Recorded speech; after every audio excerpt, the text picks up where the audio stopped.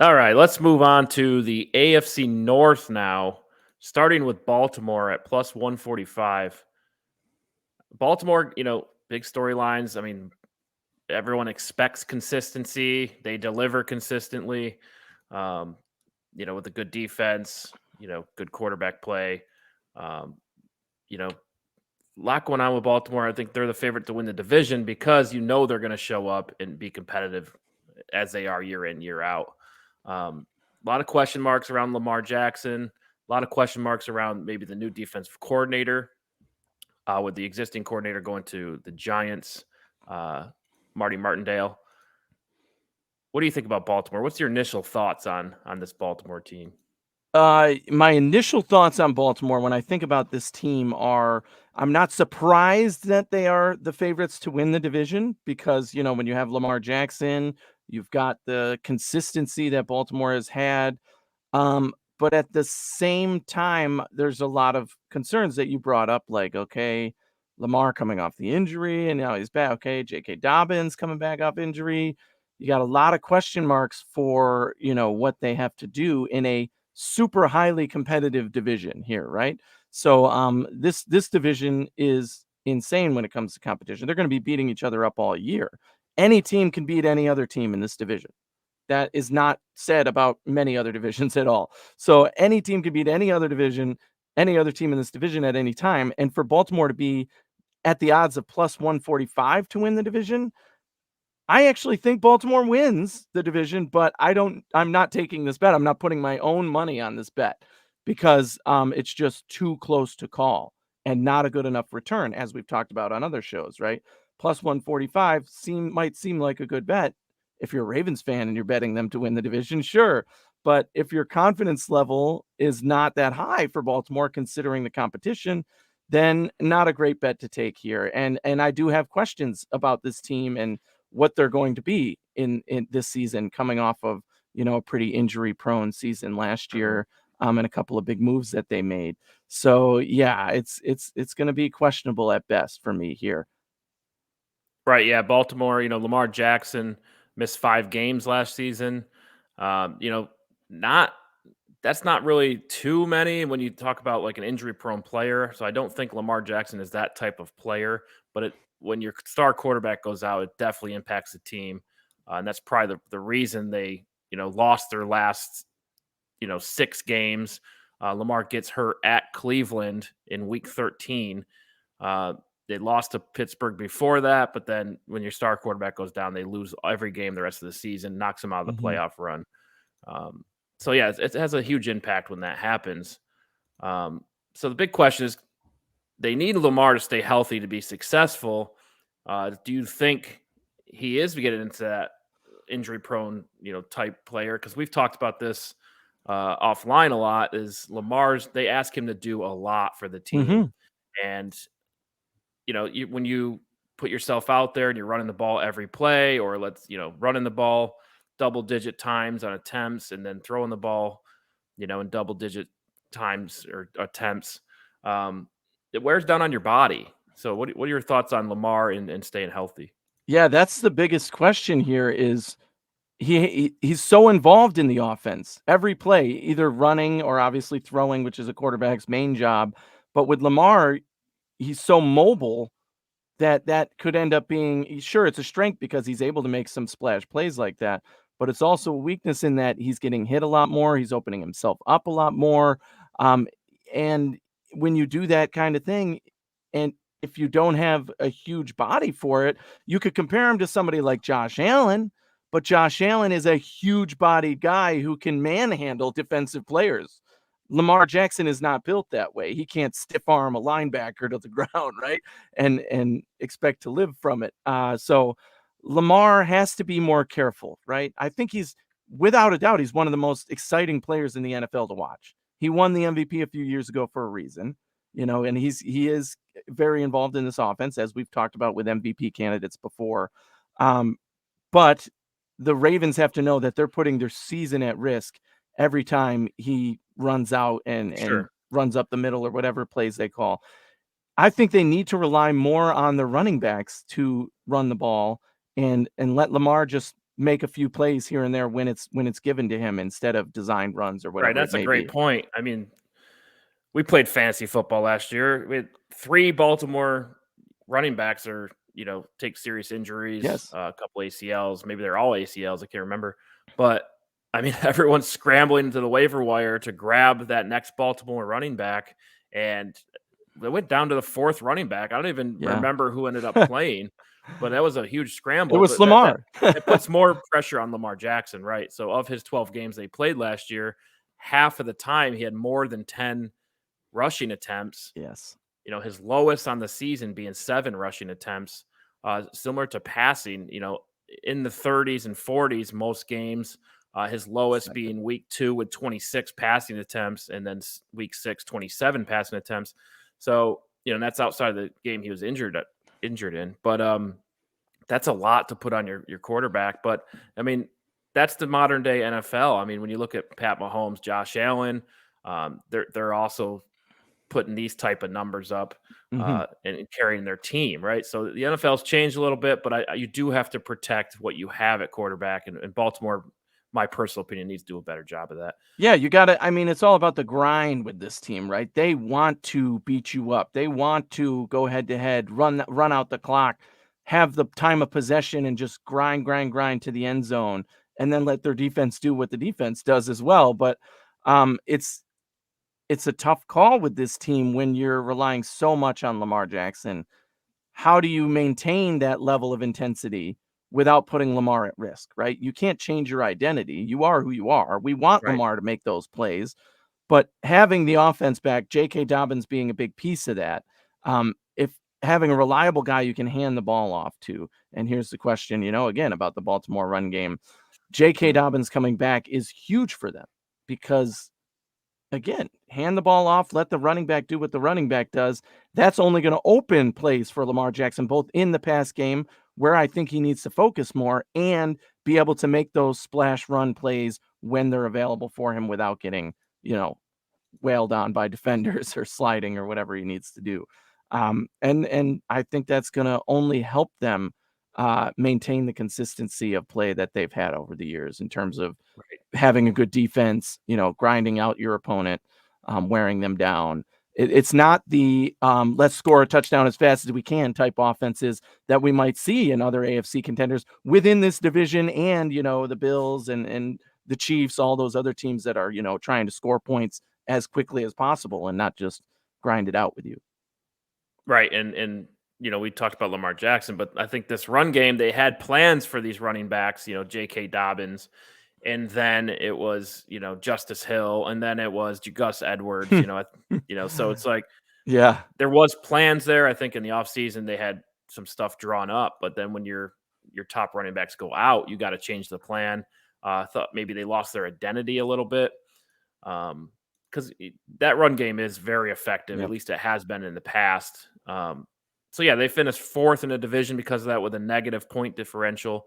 It's the first time they finished 4th in the division since 2007, and it's the first time they've had a negative point differential since 2015. So to me, something was impacted there. And knowing the history of this organization, the culture, fully expect them to get back on track. We know the defense is going to be good, right? That's just their identity. Um, yeah, I'd like to see them, take a little bit off Lamar, and I think you could do that with a player like J.K. Dobbins if he comes back healthy, right? The guy's a great player, he's an early pick, so I have high expectations for him. All right, let's. Baltimore's over under is at 9.5. Hmm. They are the favorite to win the division. Taking the Yeah. over or taking the under? Well, this division, as we've continued to say, is so competitive here, right? So to be honest, I am not putting big money on any of these teams for the over under because it's just that wide open in my mind, right? So 9.5, sure, maybe, 9, maybe. It wouldn't surprise me if they won the division with 9 games, right?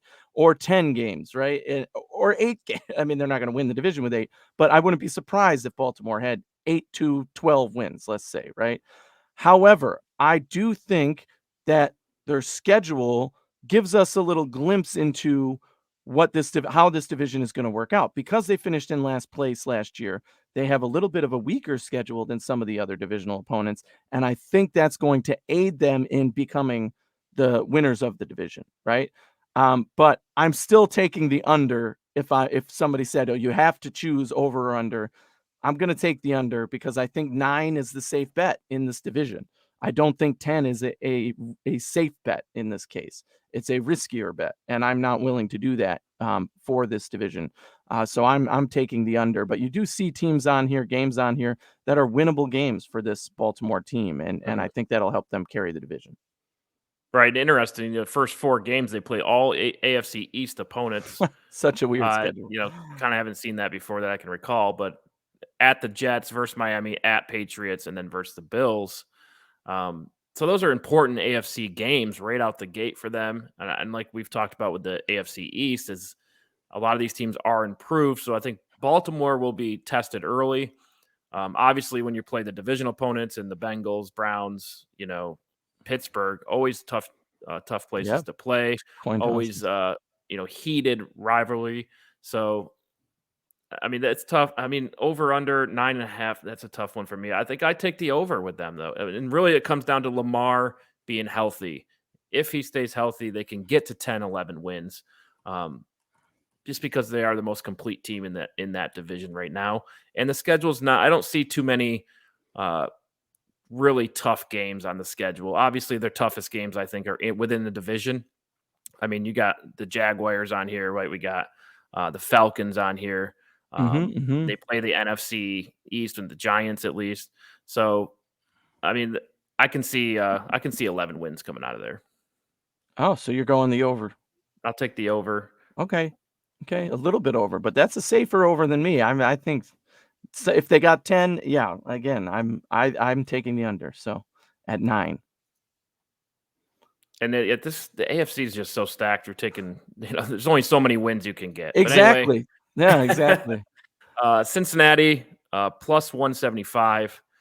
You would think that they would be the favorite to win the division. After their Super Bowl run last year, I mean, it was an amazing season for them. I mean, I jumped on their wagon when the Bills got knocked out, because we love that underdog story. Sure. I was hoping they would win it all. Love watching Jamar Chase. The guy's a phenomenal talent and got to be in the conversation for, best rookie receiver to come out because the guy is ready to play and he's a star first year. I mean, you just don't see that a lot.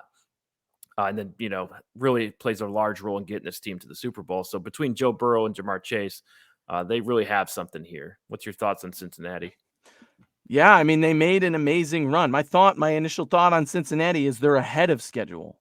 And they made it way before they were supposed to, maybe not way before, a couple of years before they were ready to, I guess is what you could say, right? They made the playoffs. That was great. And they went on that run and straight to the Super Bowl. So now they kind of have to figure out what their identity is. And here they find themselves picked to finish second in their own division after making the Super Bowl. But at that same time, I think it's a reasonable expectation given where this team is at. Again, had a schedule there to make the Super Bowl. Now they're at plus 175 to win their own division second.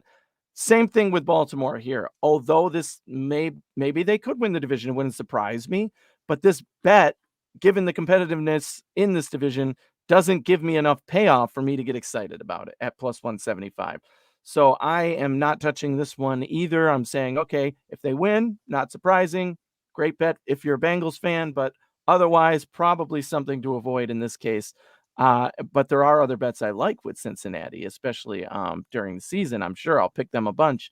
And, the points are there to be scored, like you said, with Joe Burrow taking the next step, Jamar Chase, first year impact, and this team just continuing to build in the way that you want a franchise to go from 0 all the way up to Super Bowl and beyond. So that's where they're at now, and we'll see where it takes them this season. Right. So now the conversation becomes, what are the expectations after a Super Bowl run like that? Yeah. Do you think this team can repeat? What are we concerned about? What's going to prevent them from getting back to the Super Bowl? Yeah, I mean, can they repeat? Yes, I would not bet against that. They have the ability to compete, no doubt about it. If somebody told me the Bengals are going to be in the Super Bowl again next year, it would not blow me away and make me think, oh my God, how did that happen? I think there are obstacles in their way, meaning the other teams in the AFC being very competitive, and the fact that they are still taking those steps forward in the building process. I think there's more complete teams like the Chiefs and the Bills that are continually ready to take that step and go to the Super Bowl. Whereas now maybe this team, Cincinnati, has taken what they've learned from that playoff run, making it to the Super Bowl, and said, we're hungry now, even though we're still adding pieces and growing the way a franchise should. And we were 2 steps ahead getting to the Super Bowl. So managing that expectation is tough because the fan base, the front office, the team knows what they're capable of now. We made it to the Super Bowl. So just getting to the playoffs and winning a game and then losing is not going to be good enough for anyone. So you have to get there again. You have to take that next step, or at least get there again. And that's going to be hard to exceed in this competitive AFC. Right. So it's a tough thing to have Super Bowl aspirations when you're still growing and learning. Maybe 2 years from now, they will be the favorite to win it all. Yeah, I could see that for sure. And with just the one bye week, with the 1 seed, with the new playoff structure, it's even more challenging to compete with the top teams.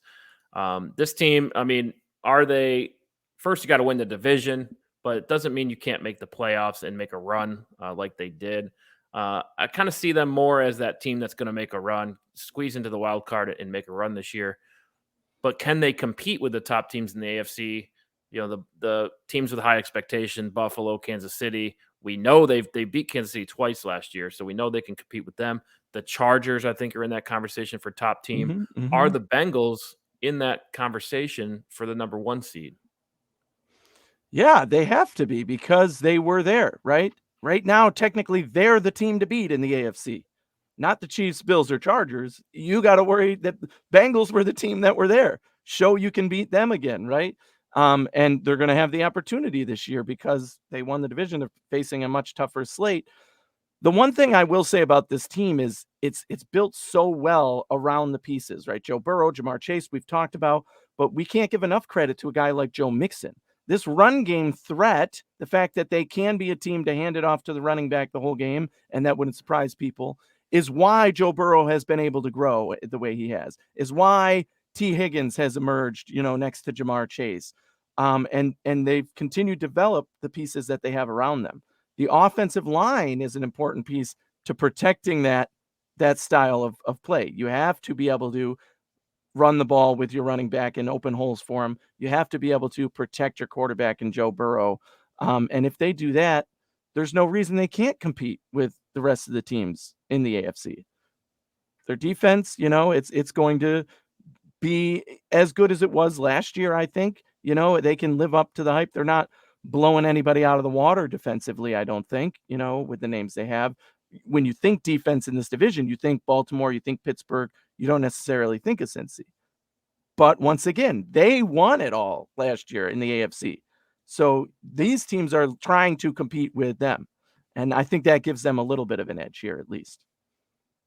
Yeah, I'd say so. It's really sorting out, is this a Cinderella story, or is this team, have they arrived? Are they going to be, because they're a young roster as well, but it seems like they've patched up in all phases of their team. The defense played solid last year. The offensive line was solid last year, and maybe the year before that. And, they finished 4th in the division the past 3 years before last year. So I think they finally figured some of that stuff out. So it comes down to, is it a Cinderella or not? I tend to think they're here to stay, which brings us to the over-under, 9.5 again. Same as Baltimore. Do you take the over or the under on Cincinnati? Well, let me be clear. I definitely expect Cincy to make the playoffs. It would be a shock to me if somebody said the Bengals are not making the playoffs this year. Fast forward to January, the Bengals are not in the playoffs. I would be surprised. However, when you look at this schedule, I once again have to say this division is competitive. It's going to be tough. Every matchup they have, I have to take the under for that reason. They can also win the division with 9 games. However, I'm predicting them to finish second with maybe 9 wins and then make the playoffs. So they will be a playoff team. However, I have to take the under here. When you look at this tough schedule, other than the division matchups, you have some, good teams on here, especially that stretch run at the end. Kansas City, Tampa Bay, New England, okay, maybe. Buffalo, again with Baltimore. That's going to be a stretch to determine what happens in the playoff, you're seeding wise in the playoffs and in the division. And I think I give Baltimore the edge for that reason and have to take the under with the 9. It can be close. If they win 12 games, it wouldn't surprise me, but I can't take that bet. It's too risky for me. Right, I'm with you on that. I think you said it well. The early part of the schedule up to week 10, they got to have a winning record. There's teams like Atlanta. There's Cleveland without Deshaun Watson in there. There's Carolina, which I think is a good team, but there's also the Jets in Miami. You got to win those games. Win the games you're supposed to win. That's what the good teams do. Once you get to week 11, like you said, a very tough stretch, and maybe you split with them, but I see 9 wins. I think this is a 9-8 team. They won 10 last year, but the schedule gets very tough down the road. But we'll find out. Is this team, can they compete for the number 1 seed? That last part of the schedule from week 11 to 18 will tell us that, right? And it's a crapshoot at that point. All right, so let's move on to the next team. Let's go with Cleveland at plus 375. We know a lot about their quarterback issues, been well documented all summer long. Again, they've been one of the best rosters in the league on paper. Absolutely. Just have not been able to get over the hump there. They move on from Baker Mayfield. You say what you want about Baker Mayfield. I thought he played very well in Cleveland. Just when it came down to those clutch situations, we just couldn't get the plays that they needed to win the games or get the wins that they needed to be a playoff team. So they move on, and they're on to Deshaun Watson. They break the bank for him. What's your initial thoughts on Cleveland? My initial thoughts whenever I think Cleveland is just the most down on their luck franchise in the NFL, right? They do have good teams. This isn't like a, Detroit situation where for a lot of years you just didn't have the roster and you didn't have the talent and you knew you were going to be the worst team in the NFL. No, there have been expectations in Cleveland of rebuilding, especially of late, right? They've had really good rosters that can compete. They were once favored going into the season to get to the Super Bowl, right? That's in recent memory that everybody in the media was saying, oh, Cleveland's going to the Super Bowl, and they blew it completely, right? And this roster is so good. Over the last couple of years, they have been. When you're talking about on defense, you start with a guy like Myles Garrett. Their front 7, Jadeveon Clowney is on this defense. I mean, there's so much to like here that their defense has played very well. You look at the offense. You've had weapons over the years, the same weapons. Nick Chubb, one of the most dominant running backs in the NFL still, especially if he can stay healthy. Behind him is Kareem Hunt. Could they trade him? Maybe. Okay. Amari Cooper has brought him. We'll talk about him more in a second, but the weapons you've had as wide receivers over the years have been great as well. Now, the one big change they made, as you've said, was quarterback. And that quarterback was Baker Mayfield. I said for years, I'm a on the record Baker hater, meaning I was never a fan of Baker. I don't like his attitude. I don't like him as a player. I think he thinks more of him than he really is. But with this team, he was holding them back. The Browns needed to win by going through their best players. Nick Chubb is your best player. Give him the ball and you will win games. Let your defense do what the defense can do. Run the ball with Nick Chubb and you will win games. Stop trying to make your quarterback a star, right? And what do they do in this offseason? They do the complete opposite and say, we do want one of the top 5 playing quarterbacks in the NFL. Regardless of the controversy, we're sticking to football with that type of analysis. But like it or not, Deshaun Watson, when he plays, is a top 5 quarterback in the NFL. And they brought on the drama. They probably figured, we're Cleveland, right? It can't get any worse for us. Why not take this shot? Regardless of what you think of it, they had that chance to bring in an elite quarterback, and they did it. Now, what's the quarterback situation going to be while he's gone? All they need is somebody who can maintain this team and stop trying to make a star. So by getting rid of their past quarterback and going in a new direction, I think they've done that. Move away from Baker, bring in whoever it is. You just need somebody who can maintain the offense, and I think they have that in Jacoby Brissett, which is one of our next topics coming up here. But yeah, I have high expectations for this Cleveland team, and I hope they can live up to it this year. Yeah, you mentioned Nick Chubb. He carried the ball over 20 times in 5 games last year. Looks like a split record. Let's see, 1, 2, 3. Looks like 3 and 2. So, not a bad assumption there. But I think But no, Nick it Chubb was needs more in help. the clutch. It was more in the clutch moments when they should have given him the ball more. They gave it to I Deshaun see. So Watson or key to situations. Baker. Yes, Yeah. if you watch those games, you'll see what I mean. When they Okay. could have chosen to run, they put the ball in Baker's hands, and I was just like, "What are you doing? You're messing up your flow. Your best player is Nick Chubb. Let Nick Chubb do it. Stop trying to make Baker a star." And I felt like that's what they were doing.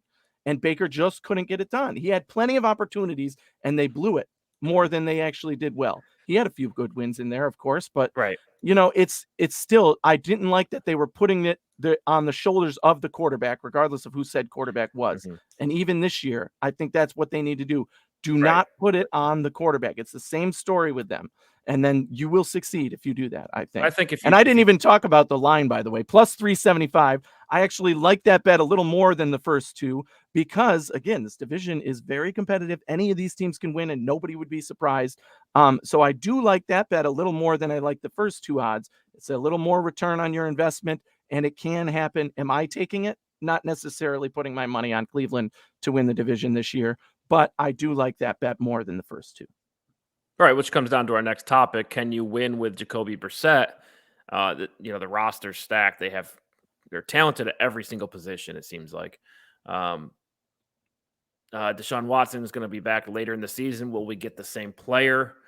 Don't know about that. So really the Mhm. question of the season is, can they win without Deshaun Watson? That's just where the franchise is at right now. Because when you get down to those key situations, you got to rely on the quarterback, and some get it done, some don't.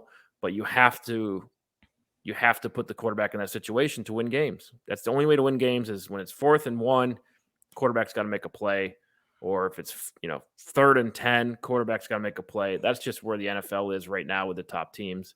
But Jacoby Brissett, I think he's got to be one of the better backups in the league. He's kind of been a journeyman. Yes. I think he's extremely Started for a reliable, little and bit that's there.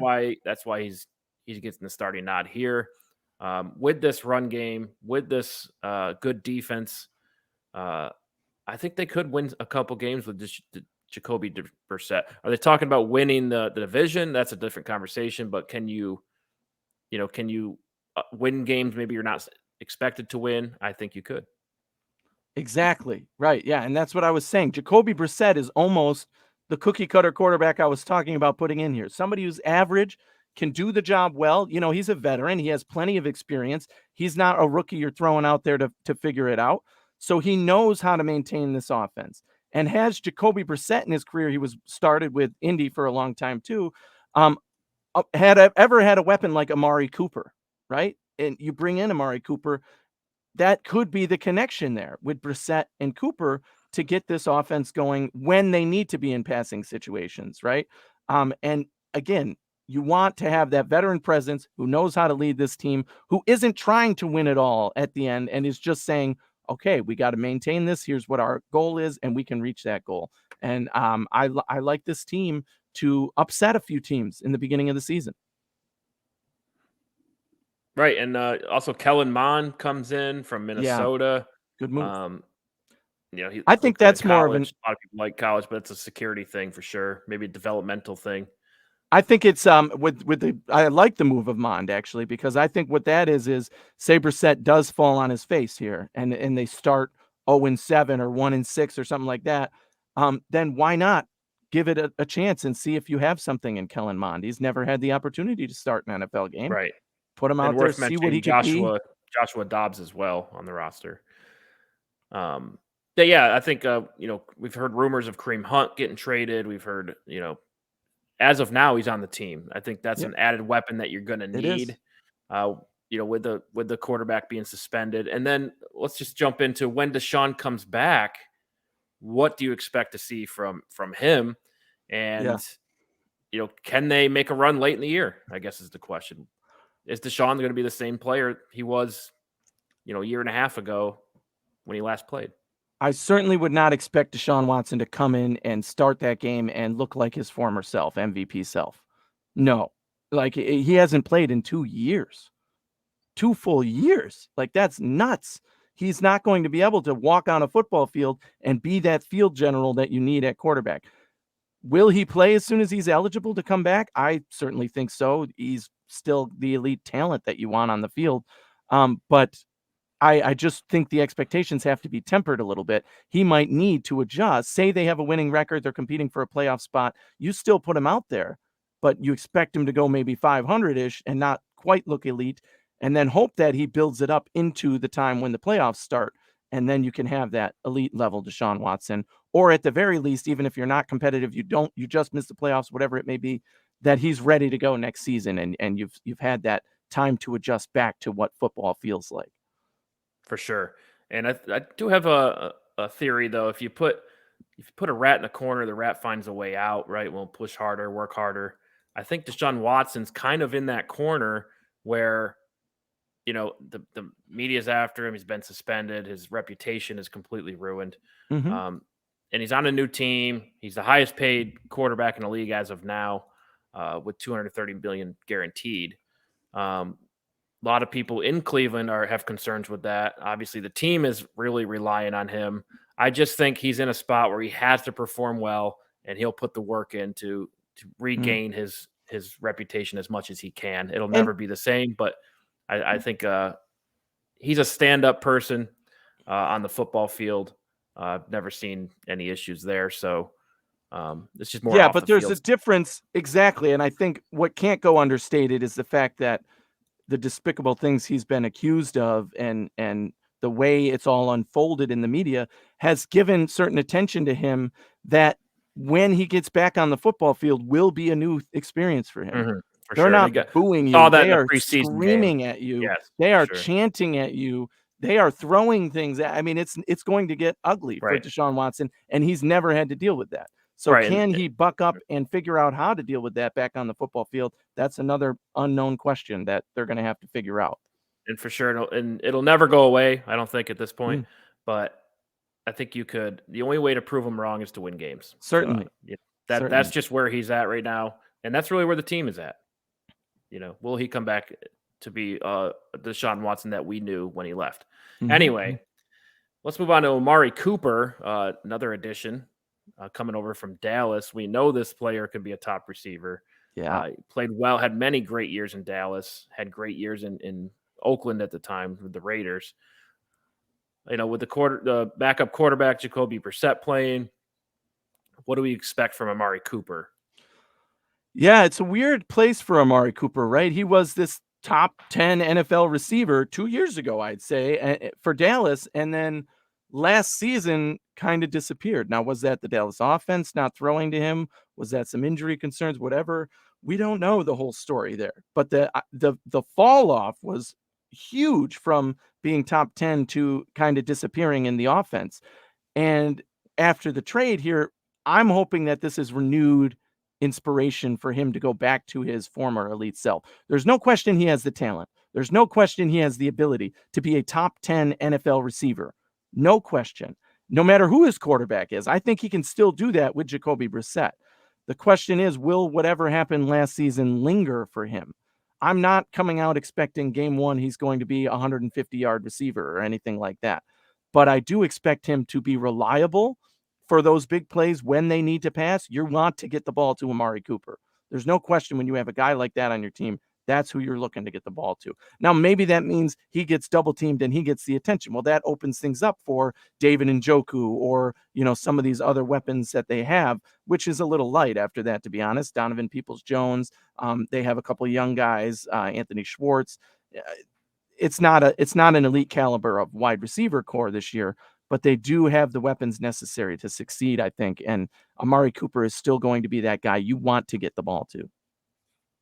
Yeah, for sure. And, you said down year. Last year with Dallas, still had 8 touchdowns 865 receiving yards. I know, right? 2 years before that were well over 1,000. Right around 8 touchdowns, and 1 year was 5. So I mean, that's the expectation for him. Mhm. Being a top tier receiver. I expect a lot from Amari Shoot.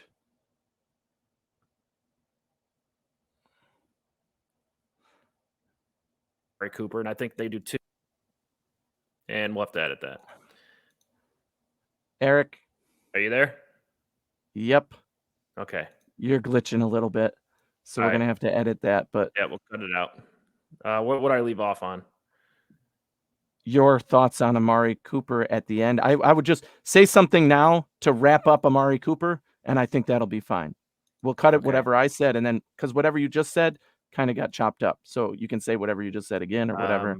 Wrap up your thoughts on Amari Cooper, and then we should be good. But Yeah, I think with about okay, 35-minute mark. 5, 4, 3, 2, 1. Yeah, I think with the run game, getting the most attention from defenses and defensive game plans, Amari Cooper will have instances for sure. Jakeem Grant, another speedy option. Between those two, I think you could work something in the passing game there. So I have high expectations for Amari Cooper in Cleveland. All right, let's move on to over under 8.5 for Cleveland.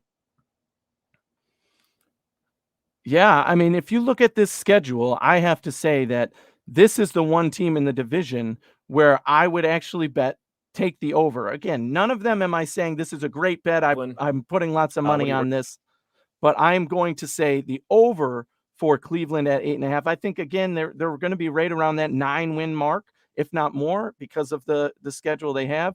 They could win the division, like I said earlier, with that plus 375 bet. I'm not picking them to win the division by any means, but I think 9 wins is very attainable with the schedule they have. And if we pull up that schedule, you'll see they start week 1. I'm sure we're going to have a lot to talk about with the Panthers versus Cleveland, given that Baker is on the Panthers as their starting quarterback. The Jets, the Steelers, we already talked about the tough division. Falcons, winnable game. Chargers, it's going to be an interesting fight for the Browns in this schedule early on. And I think that they can return from that. Completely lost you, Eric. Okay. There he is. We're back, yeah. 2 edits. Okay, let's do that. Wait a second now, because you're still blurry, and I want to see if your connection comes back before we start again. Because I don't know why it does that. Like you were fine that whole time, and then all of a sudden, grainy, and I gotta call that cut off. Bitch because we pay extra for the internet too. So yeah, I definitely would, and be like, "What the fuck is going on with my connection?" Yeah. I do streaming. I need this. So yeah. Okay, it looks like you're at least the visual is. See when you moved, now your face looks like some kind of like cartoon character or something. No, it worked this whole time. I know. Okay, so at least you're back a little bit now. Yeah, I'll just we'll just go and yeah. So start with the over under again. I think put that graphic back up. It's going to be a little choppy there, but that's fine. All right. I think we got the introduction in, so let's go. Okay, 5, 4, 3, 2, 1. Cleveland over under 8.5. I think they're under on this. Just with the backup quarterback, with the distractions, the whole offseason's been a distraction for Cleveland. So yeah, I definitely go under here, but I expect Cleveland to win a lot more games next season. I think this is kind of a setback year with the quarterback move that they made. We've seen this a million times. Backup quarterback starting. Very, very, very rarely do they have a winning season, especially with the AFC being so stacked this year. I just don't think they can compete. Well, call me crazy, but I actually, again, I'm not adamantly betting any team in this division because that over-under could be anywhere. But I'm actually taking the over here. I think that Cleveland can get to 9 wins, and 8.5 is a little low for them. And if we take a look at their schedule that you just pulled up there, I think they have easier games than some of their divisional opponents because of, the way the schedule lines up here. And it favors Cleveland in a lot of ways. I think they can win with Jacoby Brissett at backup, especially when you start against Week 1, we're going to have a lot to say about the Panthers. Obviously, that's Baker's return. He's coming as the starting quarterback for the Panthers, and there's a lot of people hyping that up. We'll have more to talk about that, but I think the Browns win that game. The Browns are the better roster defensively, offensively. They just need to do what they need to do. Baker might want to bring the world to try and beat Cleveland in this game, but when it comes down to analyzing the football, the Browns are the better team, and they should win this game. They play the Jets in week 2. They could very easily be 2-0 to start the season. Steelers, we talked about the competitive division. The Falcons is a winnable game. Chargers gets a little harder. Patriots winnable. Besides the divisional games, at the end of the year, they have the Texans and the Saints, the Commanders outside of the divisional games. Those are easier games to win. So I actually am taking the over with Cleveland, and I think that they're going to be in contention for a playoff spot. Okay, bold statement. Yeah. Bold. I mean, Just I just reading the think football. where the league is now, passing game wins. Not sure if Cleveland can compete in that arena right now. So I like it, though. I like your optimism for Cleveland. They're due, right? This team's had a stacked roster for a number of years now, it seems like. Anyway, let's wrap it up with Pittsburgh plus 900. This has got to be one of the higher odds to win the division for Cleveland, right? Yeah, this one is a bit more surprising for me. 9 plus 900? That is phenomenal. I'm all over this one. Like, okay, even if I think they have a little bit of a chance, why not throw a little bit of money on it, right? You bet $10, payouts 100, right? Plus 990. So if you bet 10, you get 100. Absolutely, I'll take that bet because I do think that Pittsburgh, as we've continued to say in this division, can compete and win games. And if anything, Pittsburgh, as we're going to talk about here with their roster, has proven they can do it and compete regardless of what's going on internally. If the Ravens lose Lamar Jackson, I think they lose contention, right? If Pittsburgh loses anyone, they seem to be able to maintain, and that's going to be the secret for them here. I do think they can compete for the division. I'm not picking them to win the division by any means, but at a line of plus 900, that's a tempting bet to take for sure. It is for sure. I mean, Roethlisberger at the end of his career, he played, they weren't really, he wasn't asked to do a ton. Obviously, putting the offense in a good position with his experience, things like that, you've lost. So really the big question comes down to when does Kenny Pickett play? And, can you win with Mitch Trubisky? And then I think at some point we will see Kenny Pickett, at least, historically, we've seen rookie quarterbacks drafted in the first round always play in the first 6 games, it seems like, at least the vast majority of the time. Sure. I think it depends with Kenny Pickett because the fate is in Mitch Trubisky's hands almost, right? This is a Steelers team, as I just said, that is competing now. Even though they drafted a rookie quarterback, they need to compete now. That's why they brought Mitch Trubisky in to begin with. Kenny Pickett could only see the field if Mitch Trubisky fails.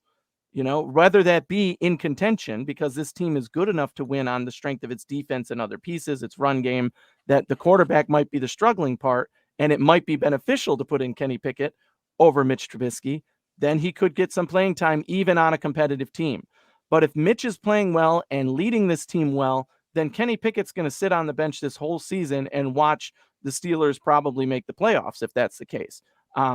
However, I would probably take the bet that Kenny Pickett does play games this year, mainly because that offense, even though they're built around the run game, they have their own troubles as well. And eventually when they stumble, the leash is going to be very short for Mitch Trubisky. Yes. So he very, very short. It could be 1 or 2 struggling games, even though they're 7-1 or whatever, and they start to go 7-3. Okay, then we're pulling that leash and we're putting out Kenny Pickett to see what he can do. There's a couple reasons for that. First, Kenny Pickett played at the University of Pittsburgh, so obviously the fans are pulling for him to begin with.